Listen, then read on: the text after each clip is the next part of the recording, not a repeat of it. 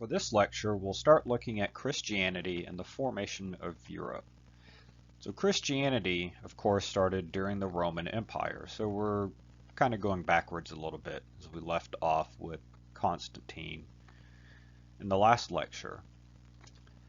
So during the Roman time when there was the rise of Christianity, Christianity was just one of many religions in the Roman Empire.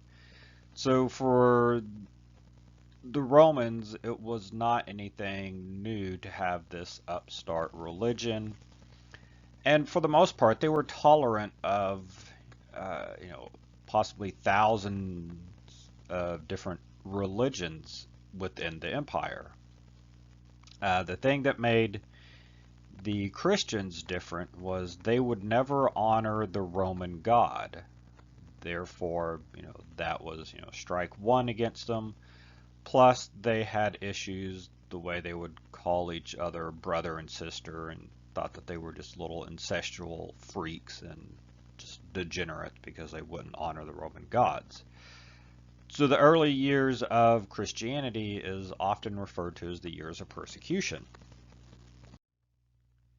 And so during that time is when the early church is forming, and essentially, they don't have a whole lot to work with in a way, so they're having to come up with a bunch of new ideas and new ways to spread their religion. I refer to this as, kind of a big PR campaign that they start to do. So here we have an image of Christ as the Son.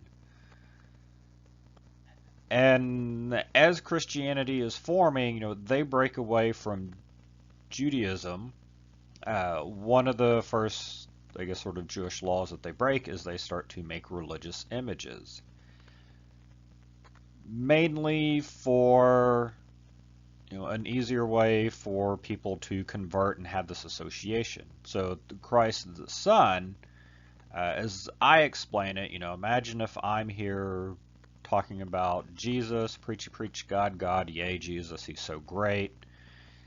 And I'm talking to a bunch of Greek people. Think that you are someone from Greece. You would be familiar with Apollo and all that Apollo has to offer and what he looks like, his images, things like that. And so I point out this image, and you would notice a lot of similarities between this image of Jesus and images of Apollo. So I'm trying to make this association so it would be easier to get you to convert over to Christianity.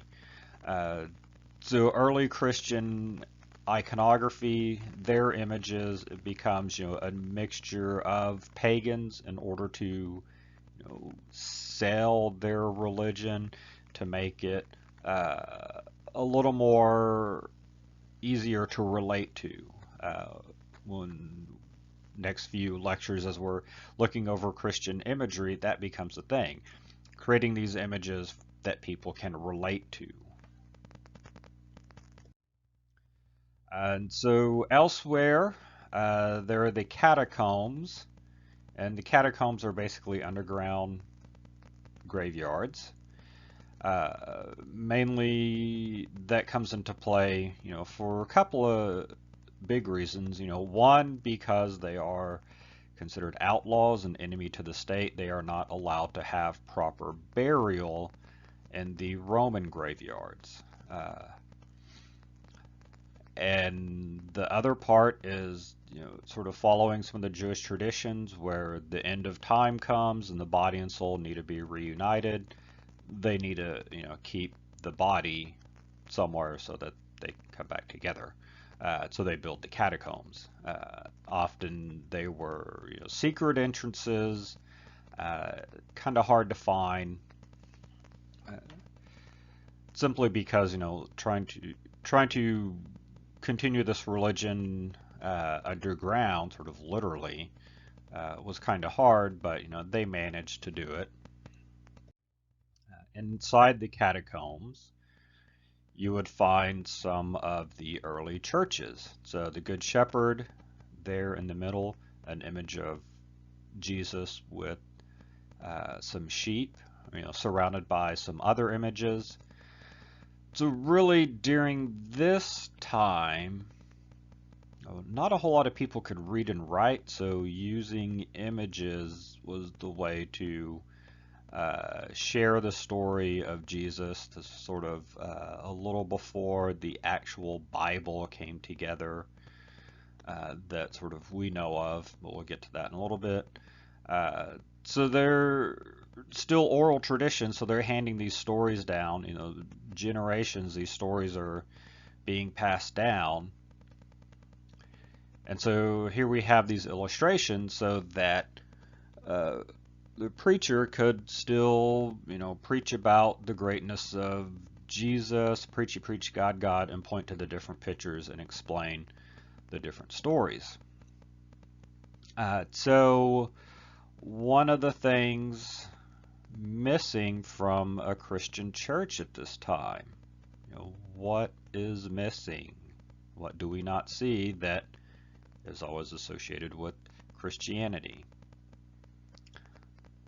That would be the cross. Simply during this time, an image of the cross would, mean crucifixion, and crucifixion was a very shameful act. So if they were to show an image of the crucified Christ, it was basically saying, hey, come follow this criminal, come follow this petty thief. And a lot of people would be turned off by that.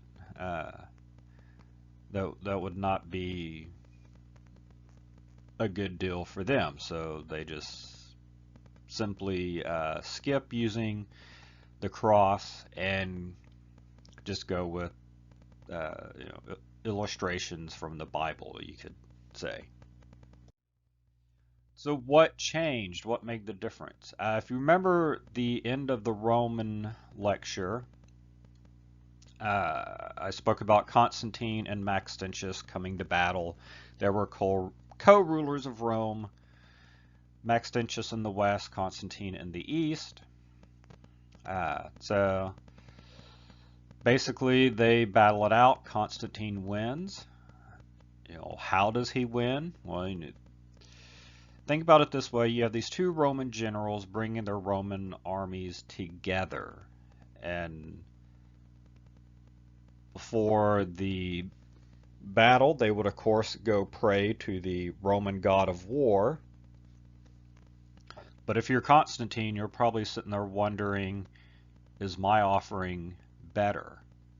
If I don't have the better offer, I will not be favored by the gods. So what can I do?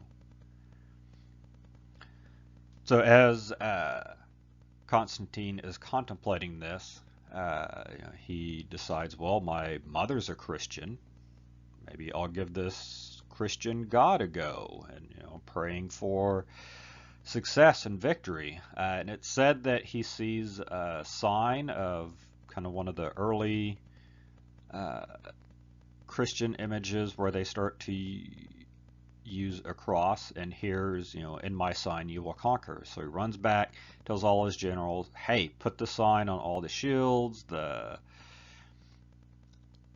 armor, make sure all of our soldiers have this symbol on them. In the sign we will conquer. So of course he wins the battle, conquers Maxentius, reunifies the Roman Empire, and with the idea of one unified empire under one unified religion of Christianity.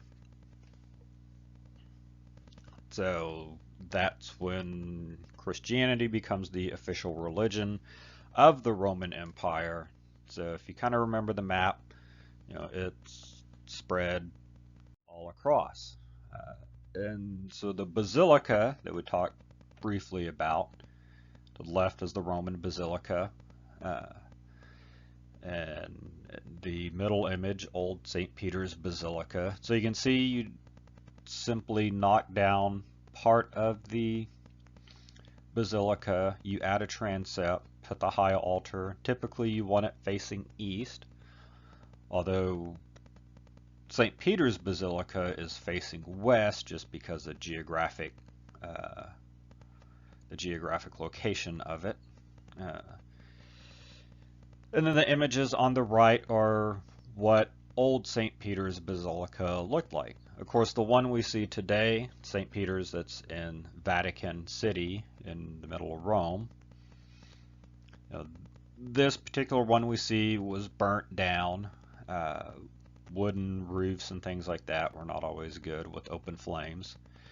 And the one we see today was, of course, rebuilt during the Renaissance and into the Baroque period.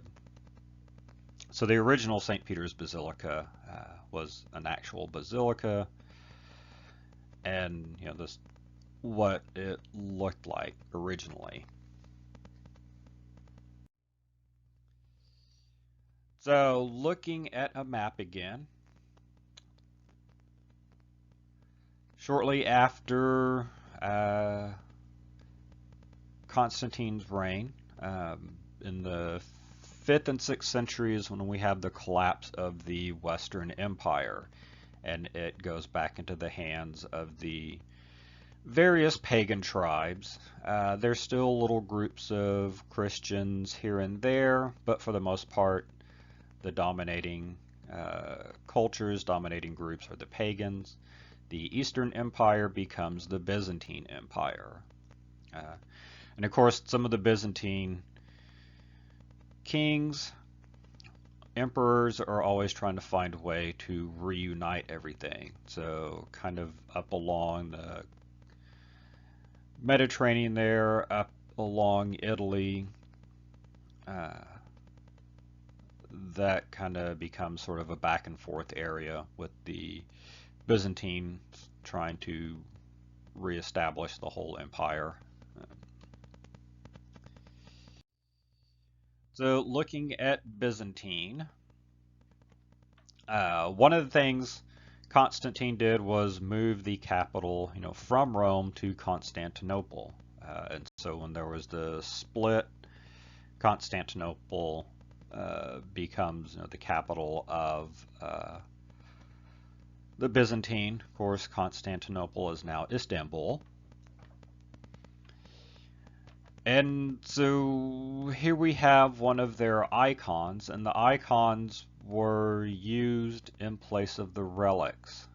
Relics were brought out on special holy days. So whenever they were not having the holy days, the icons took the place. The two big sort of Christian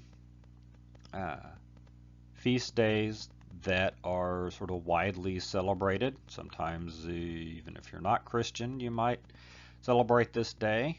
The first widely celebrated one is, of course, Valentine's Day. Saint Valentine's Day was martyred for performing weddings, performing Christian weddings, basically. And so that's kind of become this day of love. So that was the day he was martyred. He was killed on that day. Often, most of the feast days are the day that, some that die of a natural death, others that were martyred, that were killed. The other kind of widely popular feast day is the Feast of St. Patrick's Day, where everyone decides that they're Irish for that day. So when they're not having the feast days, when these icons were out, they took the place of them. And the relics, basically that gave the church the naming rights. So whenever you see a church named after a particular saint, they have a relic of them. A whole body is good. It's good bragging rights. Or as they say, parts is parts. You're going to go and the holy relic is a fingernail or something like that. Or a object or something related to the saint, some type of personal object. When we look at Chartres Cathedral, their claim is the veil of the Virgin, the veil that Mary wore during the crucifixion. Some of the other image making are the mosaics.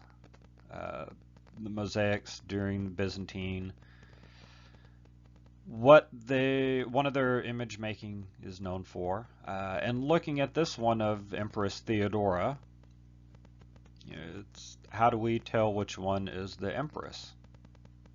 If you're to get rid of all the clothes and have just the face, could you tell the difference? Probably not. One of the things that happens with the rise of Christianity is, of course, they go out and destroy any and all things pagan, anything and all things that do not fit the Christian doctrine. They destroy and get rid of. So that's why we have the Dark Ages. So in this image, it's almost like this step backwards. If I was to show some images of mosaics from the late Roman Empire, and they're getting into linear perspective. If you kind of recall the fresco from Pompeii, it having a lot of shading and modeling. They're rendering these 3D images. They even start getting into linear perspective. But here we have very flat, stylized images. And so even here with Christ as the Redeemer, Christ as the Savior, this essentially a fresco, very flat and stylized type image. I said just this huge step backwards. Of course, you can see the writing there is in Greek. The church Constantine sets up essentially is the foundation of the Orthodox Church. The Byzantine stick with a lot of what Constantine had set up. As we start to look at the West and things happen in there, that's where we get the Roman Catholic Church. But we'll get to that later. And finally, some of the examples of architecture. St. Mark's in Venice, like I said, the Byzantine emperors were always trying to come in and reclaim part of the Western Empire, trying to reunite all of the former Roman Empire. So finding areas, northern parts of the Mediterranean, not too uncommon to find some of the Byzantine churches in there. So Byzantine churches are based on the Greek cross plan. So the vertical and horizontal are the same length and they meet right in the middle. The other thing about their churches is their love of domes. And if you kind of think about, the way the sky looks, it looks sort of like a giant dome over us. So that idea, the domes become sort of this physical metaphor of the heavens. And up there we see, some of the saints, and in the middle, kind of high up there, kind of hard to tell in this image, but there might be often, images of Jesus or Mary, or whatever the patron saint, like Saint Mark in this case, or sometimes a dove. All the different types of Christian iconography that would be up in the middle of the dome.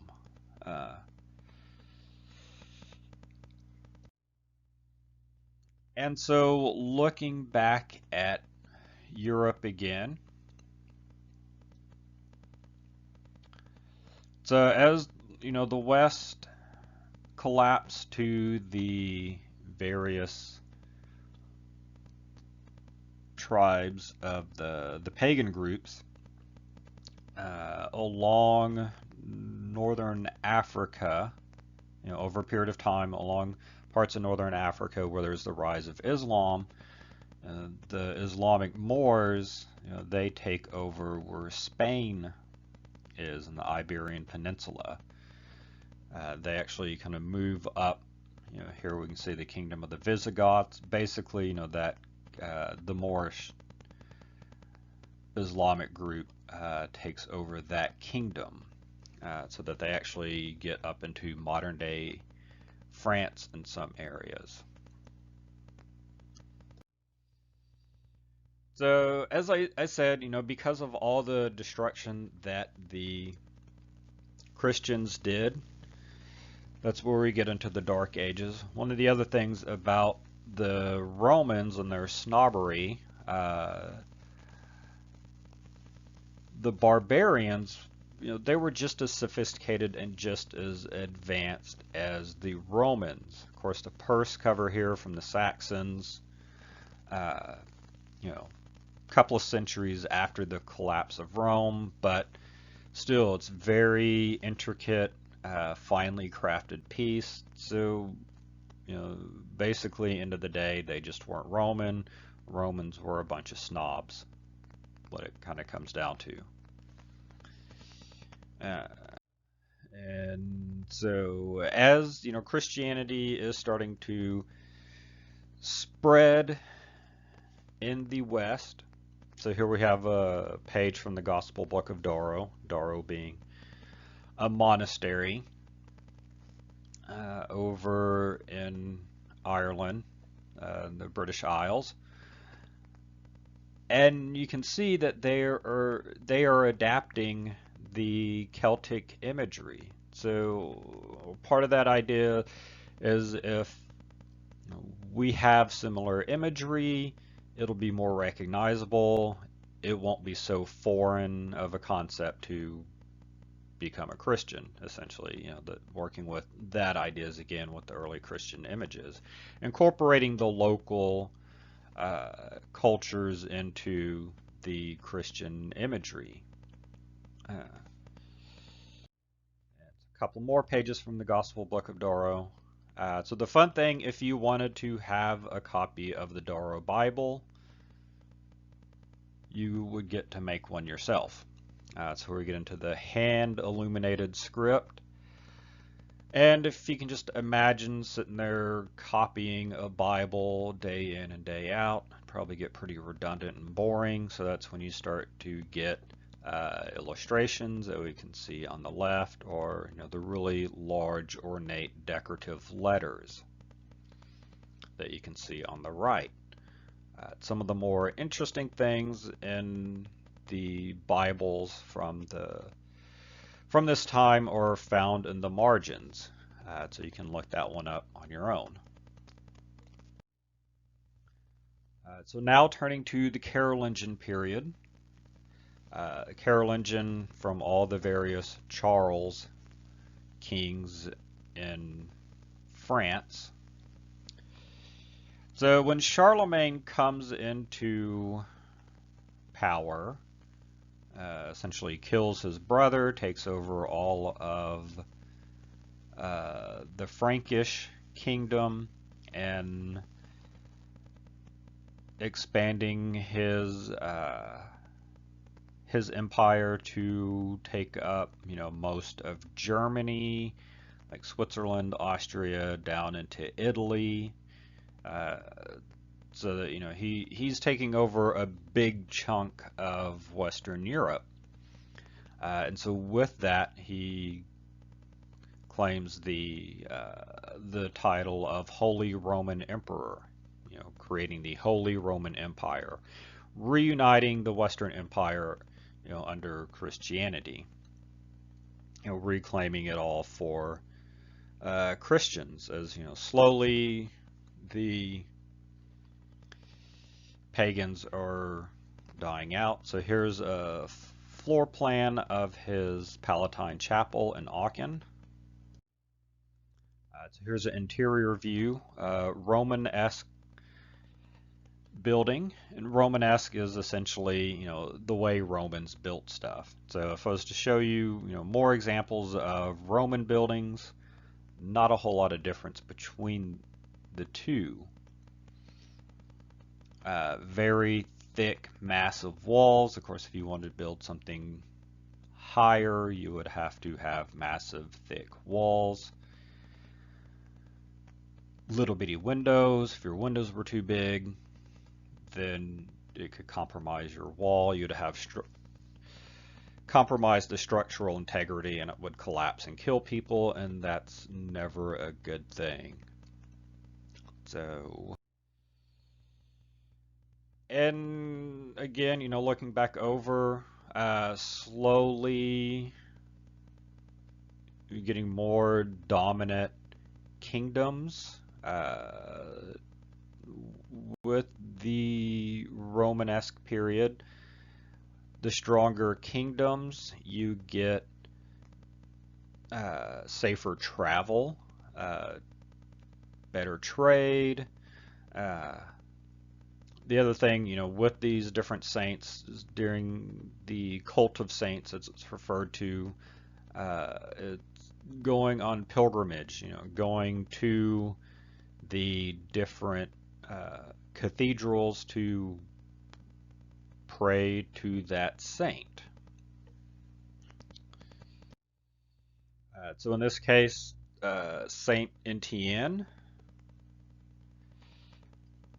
in Normandy, built by William the Conqueror. And as you can see, massive looking building, the walls typically between like 12 and 15 feet thick. On the outside, you can see some buttressing. That's kind of the pillar looking areas of the front facade there. And that's just to add additional support. Think of it like this little kind of half perpendicular wall butt up against a wall to add more support. Otherwise, all the weight from the bell towers and stuff pushing down would blow the walls out. So you add some extra external support, the buttressings that we can see there. And so the interior view of